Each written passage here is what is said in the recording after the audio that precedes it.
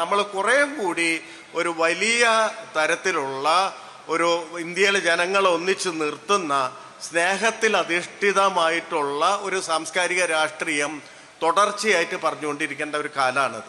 അതുകൊണ്ടാണ് നമ്മൾ ഈ വെറുപ്പ് ഉൽപ്പാദിപ്പിക്കുമ്പോൾ, വെറുപ്പ് നിരന്തരം ഉൽപ്പാദിപ്പിച്ചുകൊണ്ടിരിക്കണം. ഒന്നും ആലോചിക്കേണ്ടത്, ഞാൻ എന്നും ആലോചിക്കാറുള്ള ഒരു കാര്യം, നമ്മുടെ ആദ്യത്തെ പ്രധാനമന്ത്രി ജവഹർലാൽ നെഹ്റു ഈ അവസാന ദിവസം മരിക്കുന്നതിന് തൊട്ട് മുമ്പ് ഒരു കവിതാ പുസ്തകമായിരുന്നു തലയ്ക്ക് അടുത്ത് വെച്ചിരുന്നത്. നിങ്ങൾക്കറിയാം, അത് വളരെ പ്രശസ്തമായ റോബർട്ട് ഫ്രോസ്റ്റിൻ്റെ കവിതയാണ്.